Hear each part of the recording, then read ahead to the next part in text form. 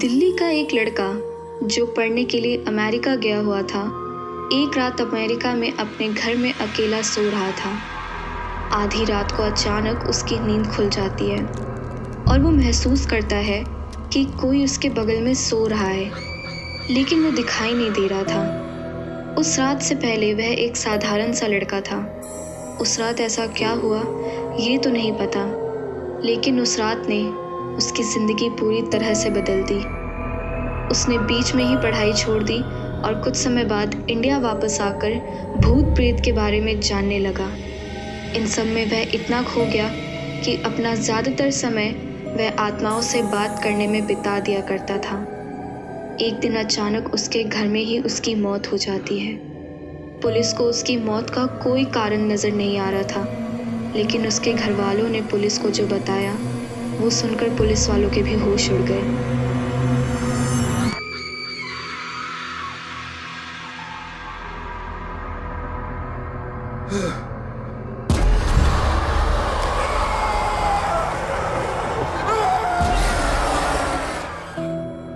ये कहानी दिल्ली में रहने वाले जाने माने पैरानॉर्मल एक्टिविस्ट गौरव तिवारी की है। गौरव ने दुनिया भर में 6000 से भी ज़्यादा भूतिया कहे जाने वाली जगहों को विजिट किया था।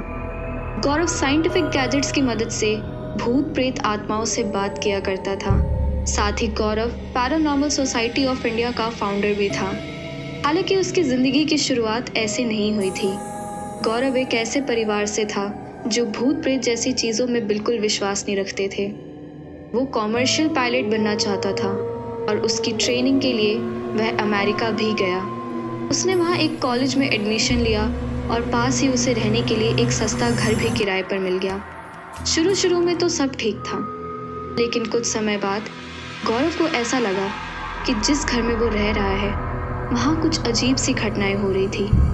जैसे कई बार रात को उसे लगता था कि कोई उसके बगल में सो रहा है या कोई रूम में दौड़ता हुआ गया है, और तो और रात के 2-3 बजे कोई बालकनी में चल रहा है। गौरव ने अपने पड़ोसियों से इस बारे में जानने की कोशिश करी और उससे उसे यह पता चलता है कि वो जिस घर में रह रहा है वह भूतिया है। उसमें आत्माओं का वास है और इसलिए शायद वो घर उसे इतने सस्ते में मिल गया।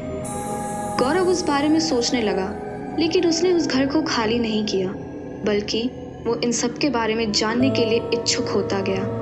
गौरव उन आत्माओं से बात करना चाहता था, उनकी दुनिया में झांकना चाहता था। उसके मन में अनगिनत सवाल आते थे और वो इन सवालों में इतना खो गया कि उसने बीच में ही अपने कमर्शियल पायलट की पढ़ाई छोड़ दी और प्रोफेशनली पैरानॉर्मल एक्टिविटीज़ के बारे में रिसर्च करने लगा।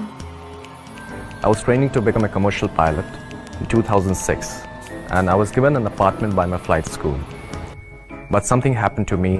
उसके बाद जब गौरव इंडिया आया तो उससे पहले इंडिया के अलग अलग जगहों में ऐसी कई घटनाएं हुई थी जिन्होंने लोगों को रहस्यमय घटनाओं की तरफ आकर्षित किया था। ज़्यादातर टीवी शोज भी यही सब दिखाते थे और इंडिया में गौरव को इन सब के चलते एक अच्छी अपॉर्चुनिटी मिल गई। गौरव ने इंडिया में पैरानॉर्मल सोसाइटी ऑफ इंडिया नाम से एक ऑर्गेनाइजेशन भी बनाया। उस दौरान गौरव ने काफ़ी सारे प्रोग्राम्स किए, कई न्यूज़ चैनल्स में उसके इंटरव्यूज़ भी हुए। अगर आप ये भी चाहते हैं कि हम यहाँ नहीं रहें तो अपने होने का एहसास दिलाइए हमें। गौरव ने सेंसर डॉल और रैमपॉट को जमीन पर रखा ही था कि हरकत शुरू हो गई।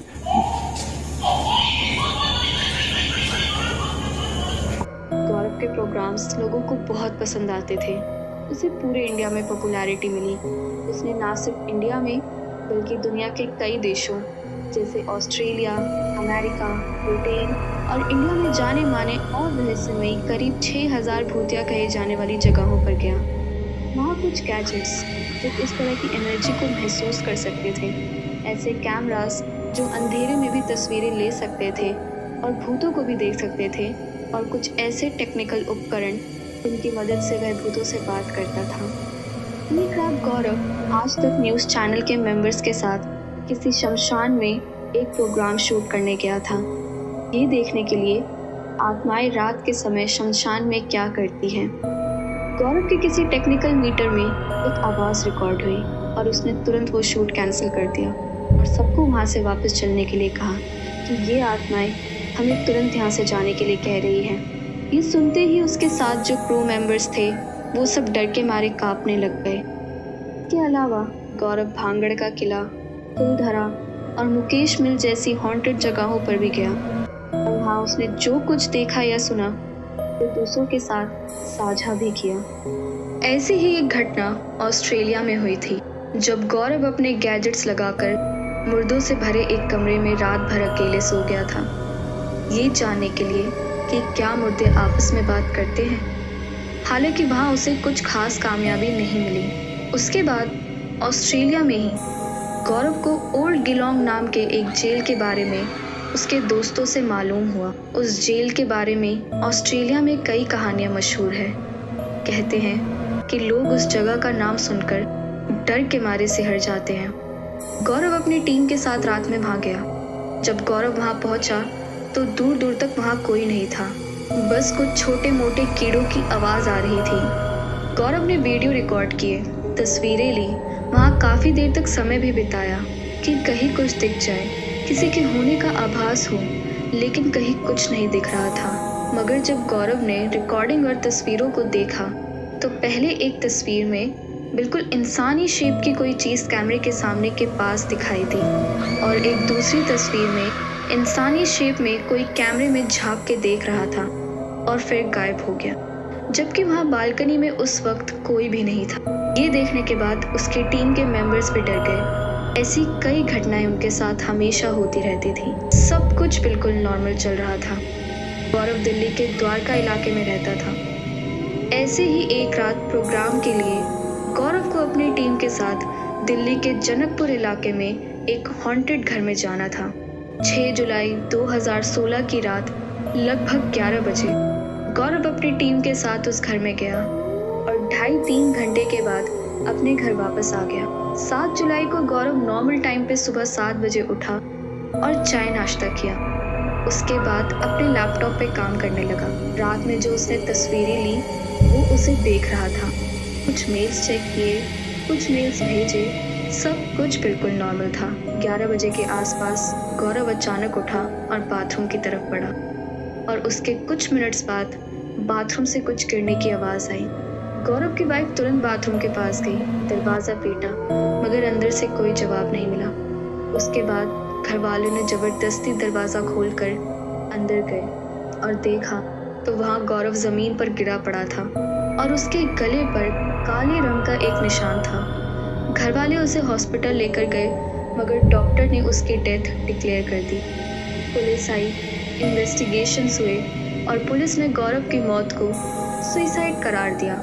पोस्टमार्टम रिपोर्ट में भी किसी हाथापाई या चोट का कोई निशान नहीं था, तो पोस्टमार्टम रिपोर्ट में भी इसे सुसाइड ही बताया गया। गौरव की वाइफ ने पुलिस को बताया कि गौरव ने उसे बताया था कि कुछ नेगेटिव ताकतें हैं जो उसे कुछ दिनों से परेशान कर रही है, लेकिन पुलिस इन बातों पर यकीन नहीं कर रही थी। हालांकि पुलिस ने गौरव की मौत को सुसाइड बताया था, लेकिन खुद उनके पास भी इन सवालों के जवाब नहीं थे कि गौरव के पास सुसाइड करने की तो कोई वजह थी ही नहीं, तो उसने क्यों सुसाइड किया। अगर उसने फांसी लगाया होता तो उसकी लाश लटकती हुई मिलती, मगर वह ज़मीन पर पड़ा हुआ मिला। और सबसे बड़ी बात कि उसके गले पर जो काला निशान था वो क्या था, कहाँ से आया था। उसके काफ़ी टाइम बाद पैरानॉर्मल सोसाइटी ऑफ इंडिया के यूट्यूब चैनल पर एक वीडियो आई जिसमें उन्होंने बताया कि गौरव तिवारी की आत्मा ने उन्हें बताया कि उसकी मौत कैसे हुई, मगर वो ये किसी को बता नहीं सकते हैं। लेकिन अभी भी बहुत सारे अनसुलझे सवाल रह जाते हैं कि क्या जनकपुरी के उस घर में ऐसा कुछ हुआ था, या वो नेगेटिव ताकतें जो गौरव को परेशान कर रही थी, कहीं उन्होंने